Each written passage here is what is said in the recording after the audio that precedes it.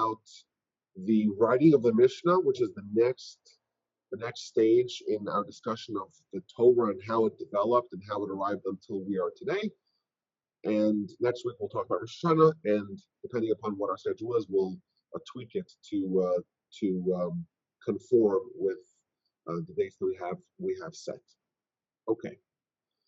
So we've discussed hitherto how when Moshe gave us the Torah, and when the Almighty gave the Torah via Moshe, it was given to us in two distinct formats. We have a written Torah, which is, of course, the Pentateuch, the 5 books of Moshe, and we have the oral Torah, which is the companion, and these two together give us Torah.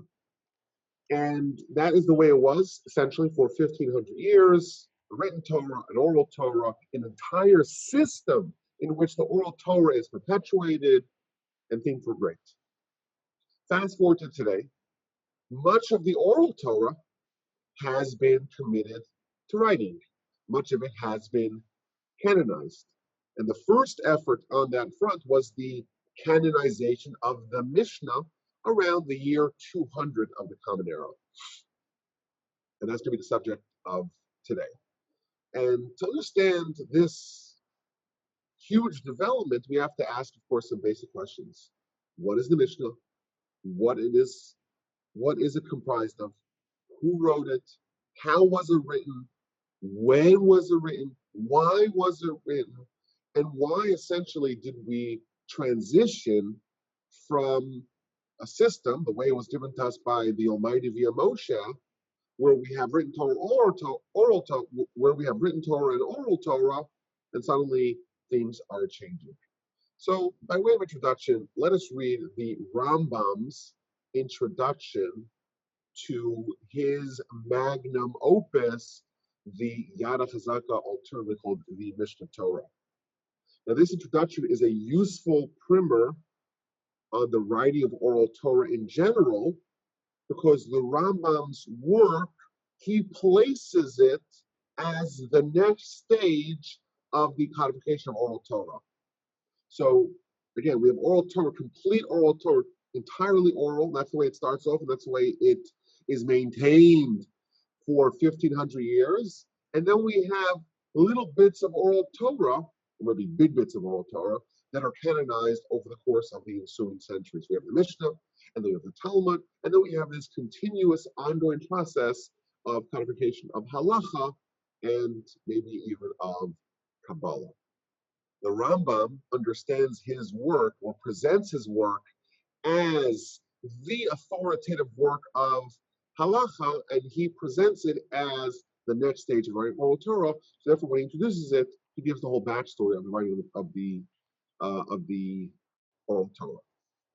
So he tells us as follows: Rabbi Judah the Prince wrote the Mishnah from the time of Moshe, our teacher. No one had written a work from which the oral Torah was publicly taught. Rather, in each generation, the head of the court or the prophet of the time wrote down for his private use notes on the traditions he had heard from his teachers, but he taught publicly by heart from memory.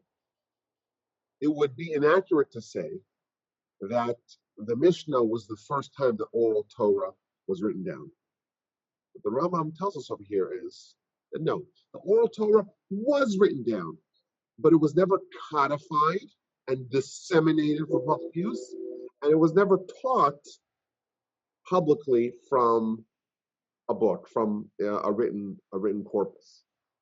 So too, each individual wrote down, according to his ability, parts of the explanation of the Torah and of its laws that he had heard, as well as the new matters that developed in each generation, which had not been received by tradition, but had been deduced using the 13 principles of derivation. And this is the way it was until the time of Rabbi Judah the Prince.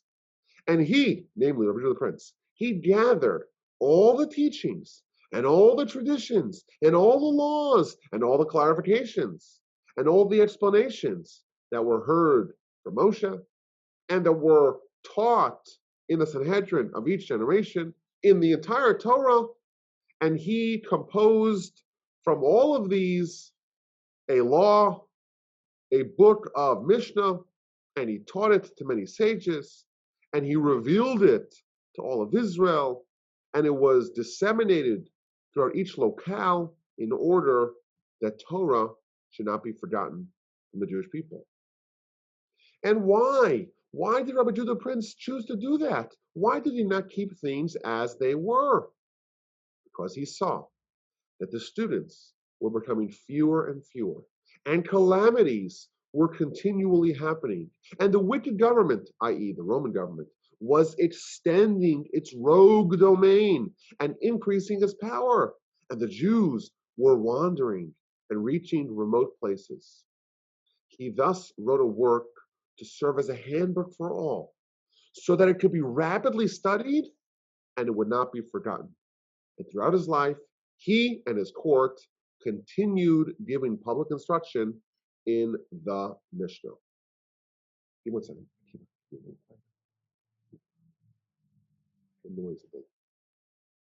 Sorry, I have my son Akiva here, and he's monitoring us, making sure we're behaving.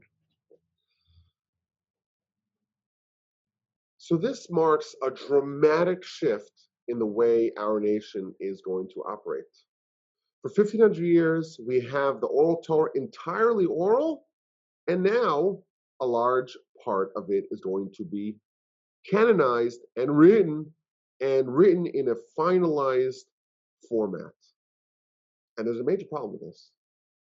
The problem is that there is a prohibition against the writing of the oral Torah. The verse tells us where God tells Moshe, write down these words. And a second verse says, God tells Moshe, teach these words orally. So which one is it? Is Moshe told to write things down, or is he told to convey them orally? Says the Talmud. This is to inform you that the oral Torah you are prohibited to write. And the written Torah, you are prohibited to say it over without reading from the book. We have a written book, and that must remain written. And if you want to read the written Torah, you must read it from the book. And we have an oral Torah, and that must remain oral. And if you want to teach the oral Torah, you have to teach it orally. These are two distinct formats, and they have to remain as such. And that's based upon a verse in the Torah. You cannot write it down. And our sages tell us that there were a lot of very good reasons why the oral Torah should not be written down. Number one, the Talmud itself says this, it's impossible to write it all down. The Torah is infinite, and the Torah is dynamic. And trying to encapsulate it all would be impossible. Moreover, when something is conveyed orally, it's a more accurate form of instruction. We've given this example in the past, how we have the Constitution written relatively recently and written with the express intent that it be understood by future generations. Yet today, there is so much opacity and so much uncertainty and so many questions and so many challenges to a very short document. And again, we have a document written by very intelligent people with the explicit understanding or intent that it be understood by future generations. And now we're 100 years, 200 years, 250 years away from it, and we can't even agree on what the words even mean. And that's the problem. You have a written text. It could be a perfect text, but it's going to be subject to misinterpretation. Today, everything is moving online. People are not going to university. Everyone's watching Zoom classes. But the question that I have is, why do you even need to learn from an instructor? Just read it all in a book. The answer is that when you hear instruction, and you hear it from a different person, and you hear it verbally, and you hear from someone's vocal cords and how they express their ideas, that is a more clear form of communication. If you read a transcript and you try to compare that to actually listening to a speech or a lecture, it's a totally different experience. Because when you say words, you're saying much more than just words. You're conveying emotion, you're giving inflection, you're couching and presenting and pausing in ways that humans understand on a much deeper level. And there's another deep point here. When I teach an oral Torah law, I'm conveying a law and I'm conveying a principle. And that's the way it's always done. And you could take this same principle and apply it in many different ways. The principles are much more fluid and malleable and dynamic, whereas the laws themselves are much more rigid. So, for example, we have the Mishnah the Temple today. So, when you want to learn the laws of blessings, what blessing to say on a certain food? Do you make a blessing of hamotzi on pizza, or do you make a blessing of mizonos on pizza? Those are the two options. Well, let's look in the Talmud. Let's go to the index and see where the Talmud talks about pizza. Well, the answer is the Talmud doesn't talk about pizza. The Talmud talks about all kinds of other extinct foods that you've never eaten because they're not around anymore, and they were the staples of 2,000 years ago, and that's a problem. The problem is that we are trying to extrapolate the principle that are couched in examples that are no longer extant. If the oral Torah was forever maintained orally, you wouldn't have as much of a problem because the laws would always adapt as new foods and as new technologies are invented, are made available. There's a lot of laws that deal with damages, interpersonal damages, and many of them involve oxen goring each other. Why? Because if you had a farm and you had oxen and the oxen went wild, you'd have to know how to pay for that. But again, we have to try to extrapolate principles out of laws that are fixed because that's what happens when you write things down. So again, this is the drawback of writing things down. We are actually living that. Moreover, our sages tell us that the oral Torah was ours and ours alone. Once you write something down, it becomes accessible to anyone. And one of the reasons why the oral Torah was maintained orally is so that the Gentiles would not get their hands on it. And in fact, the day that the Torah was translated, the day that the Septuagint was written, that is considered a day of mourning in the Jewish calendar. And making the oral Torah available to the Gentiles has brought us mostly grief and suffering and repression. You Google the Talmud, and you see all these crazy websites or conspiracy theories, finding all these terrible things in the Talmud, of course, taken out of context, people that don't even know how to read Hebrew.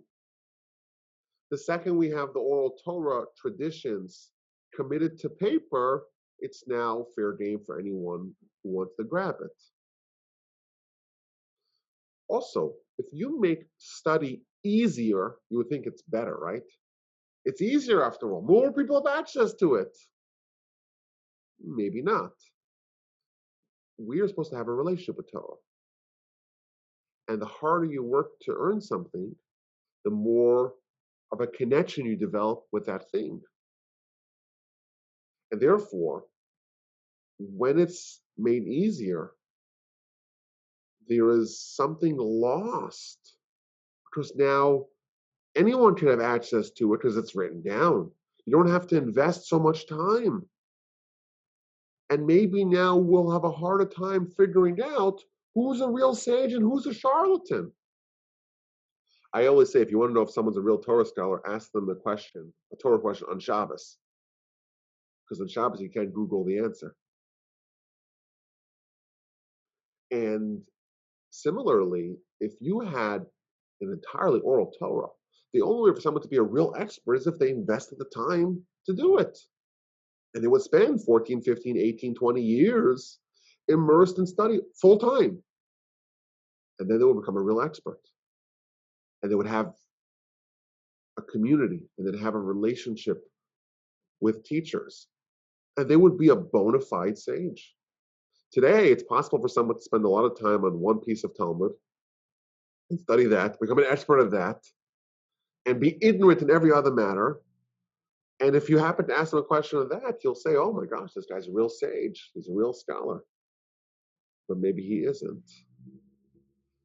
And also, you look at the Jewish bookshelf, the Jewish library, and you see, okay, 63 books of Mishnah. And you see, okay, let's have, there's around 40 books of Talmud. But then there's a Babylonian Talmud, there's a Jerusalem Talmud. Oh, but that's just the beginning. You have 22 books of the Torah, which is one of the books of the medieval sages who wrote halacha. And you have the 40 books of the Rambam. And you will have innumerable books of halacha. It's a little overwhelming. What if you want to start small? When you have oral instruction, it's almost easier in a way because it enables incremental learning. It lets the students scale up. Now you have a young child who walks into the library and it's a little bit overwhelming. There is such voluminous information, it's a little bit hard to dip your toe in it. So there's a lot of very good reasons why the oral Torah was maintained in an oral fashion. Comes along Rabbi Judah the Prince, and he organizes this monumental, decades-long project, really generations-long project, to codify the Mishnah. Isn't it prohibited by Torah law? How did he do it? So the answer is that because he sensed that all of Torah was at risk of being forgotten, there's a principle based upon a verse in Psalms, it's a time of action for God when the Torah itself is at risk of being forgotten. It's better to violate one small law than to lose the entirety of Torah. The Rambam explains it. It's better to amputate one limb than to lose the entire life. And there's other examples of this as well. Like Elijah, for example, violates one Torah law of making a private altar on Mount Carmel to try to save the entirety of the Jewish people. Rabbi Judah the Prince sensed that unless something drastic was undertaken, unless significant action and change were adopted, the Jewish nation would cease to exist. And he was someone who was the HaNasi. He was the head of the Sanhedrin. He was the political and religious leader of the Jewish people. He was also someone, in the words of the Talmud, he had a unique distinction that since the times of Moshe until him, there was no one like that. Only Moshe and Rabbi Judah the Prince, and subsequently Rav Ashi, who organized the Talmud, these three people alone had the distinction of Torah v'Gdula b'makam echad. They had Torah greatness, political and financial greatness, all wrapped up in one. Moshe was the wealthiest Jew and the greatest sage. Rabbi Judah the Prince, the wealthiest, most politically powerful Jew, and the greatest sage as well.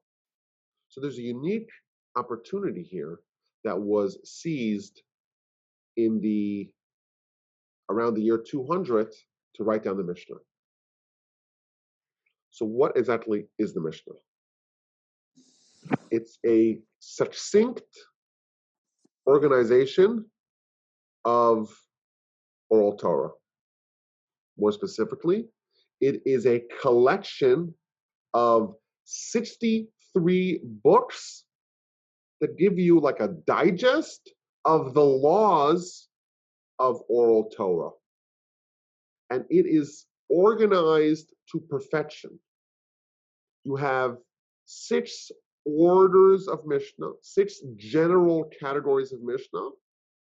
The first one is Zera'im, which means plants or seeds. That deals with the agricultural laws, and that has 11 separate books in it. So, for example, I have over here a book called the Introduction to the Talmud. It was done by ArtScroll. It's a fantastic resource, but it has over here the 63 books of Mishnah. So we have this first section. It has the book of Brachos, which talks about blessings and prayers.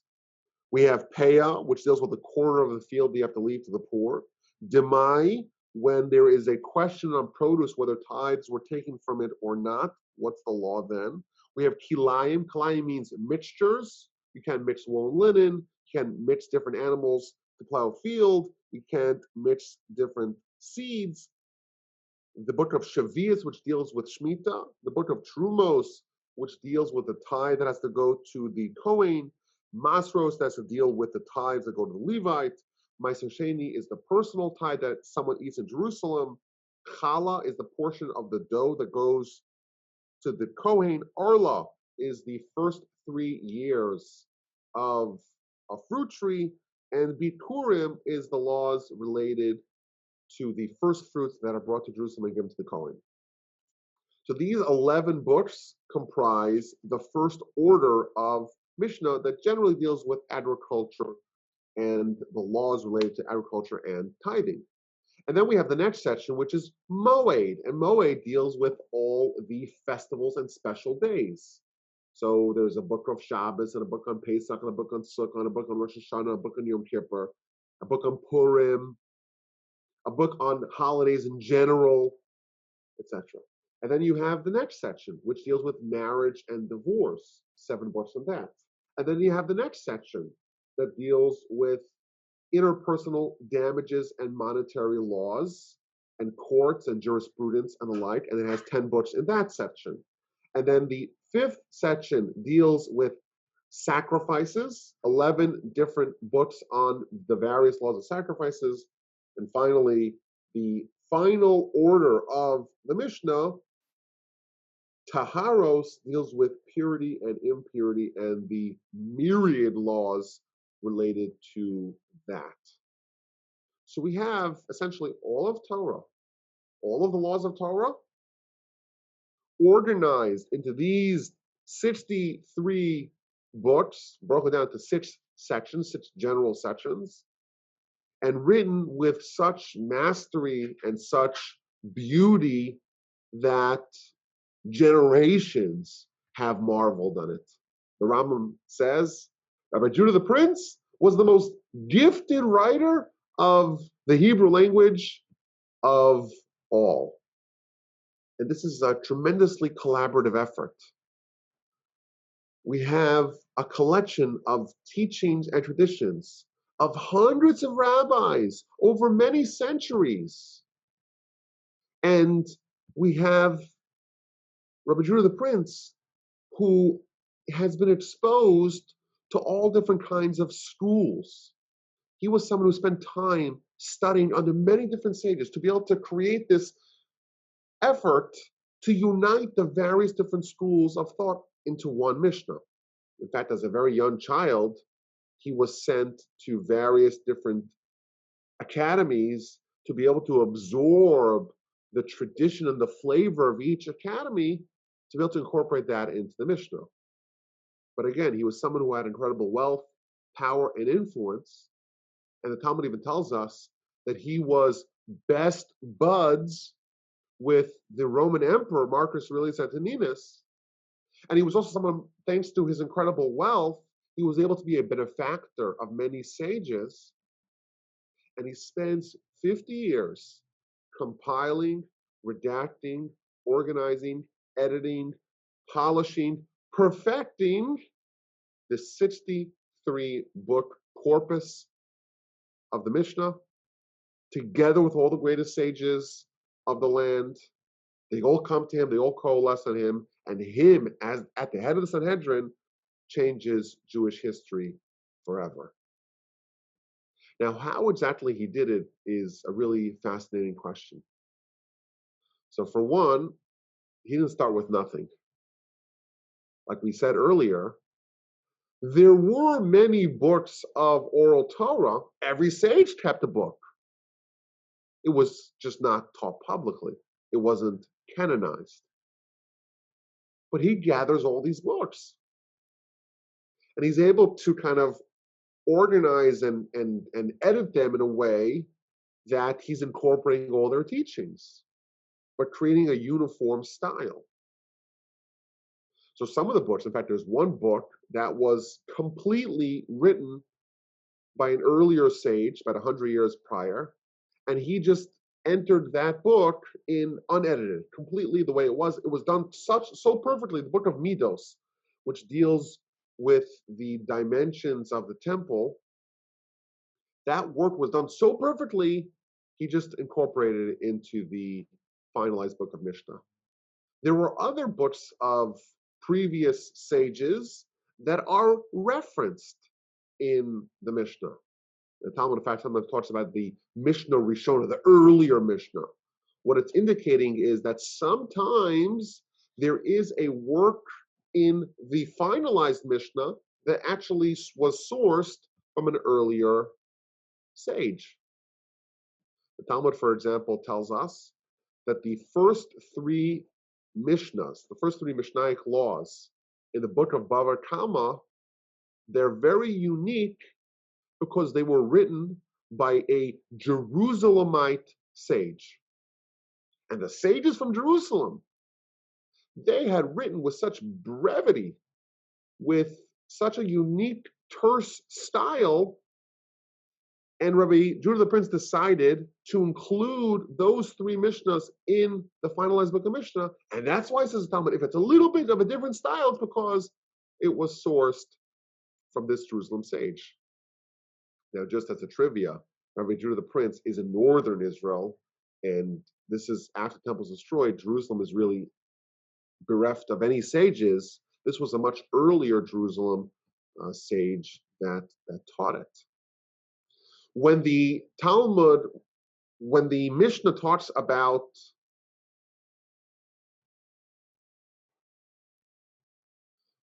I can't talk to you that piece. I'm sorry, I apologize for that. When the Mishnah talks about the temple, it talks about the temple and the curtains on the temple entrance.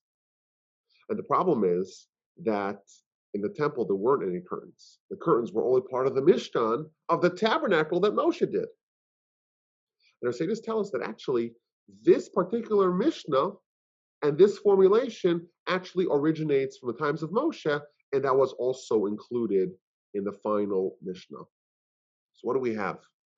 We have a tremendously collaborative effort. Rabbi Judah the Prince is incorporating hundreds of different sages and different schools. He is taking some works that were finalized by earlier sages, including them verbatim. Some of them he's just referencing. Some of them he's editing to conform with his unique style. Some are just kept as is. And the result is an absolute masterpiece. You have all of oral Torah in the clearest, most lucid writing, in beautiful Hebrew, every word full of insights and laws and secrets.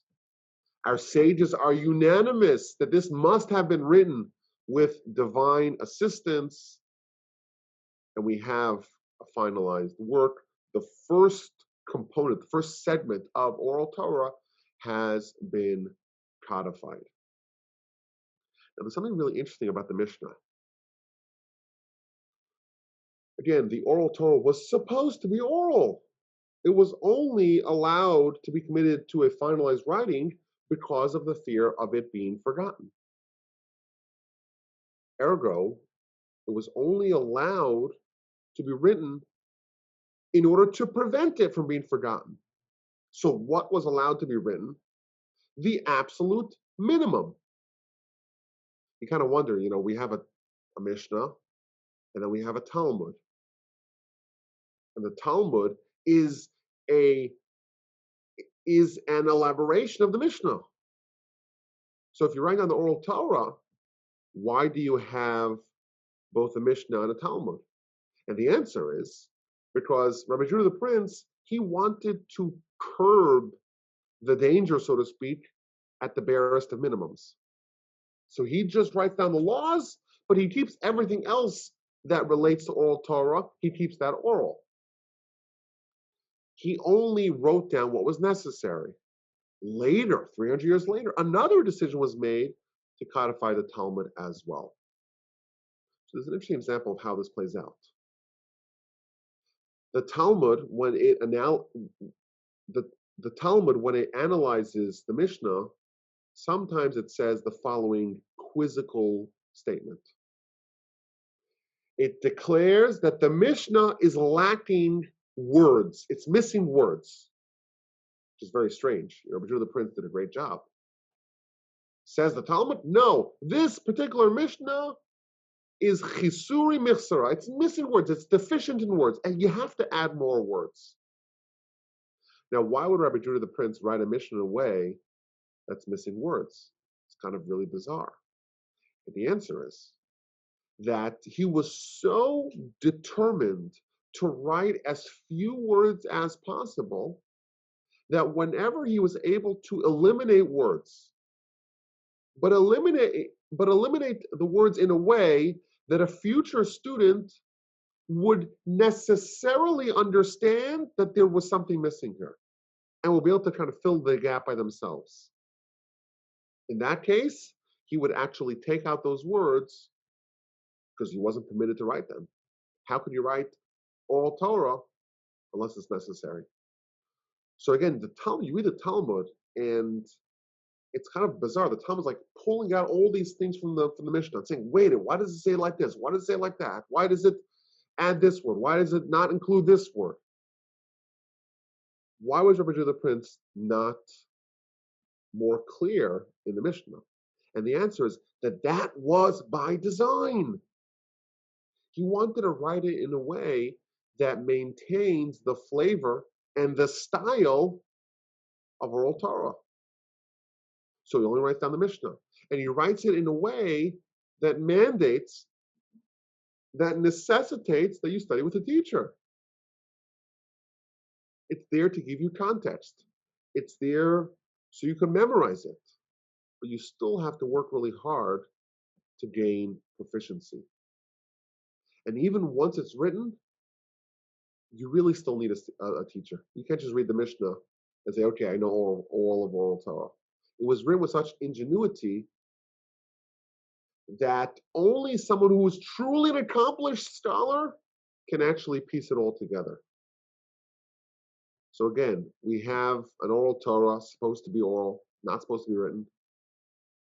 And there's lots of reasons for it.